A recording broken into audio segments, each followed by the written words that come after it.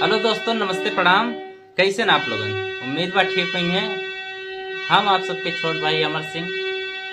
तो आज चला हारमोनियम के साथ एगो पवन सिंह के बहुत ही सुपरहिट सॉन्ग, बेवफाई सॉन्ग हारमोनियम के साथ सुनल जाए।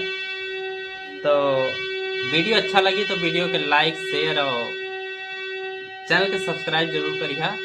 तो चला।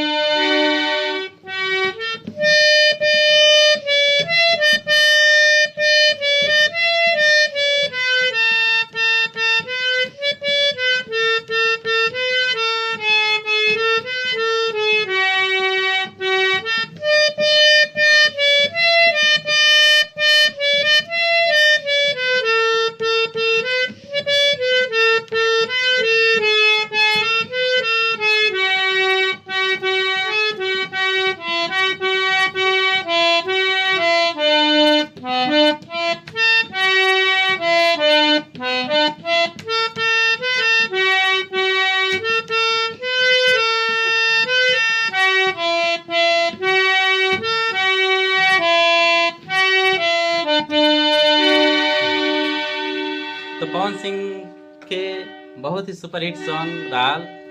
तो आप लोगों ने सुनावे के कोशिश करी, अगर गलती भई तो क्षमा करिए और कमेंट जरूर करिए वीडियो कैसन लगल। ठीक बा, नमस्कार।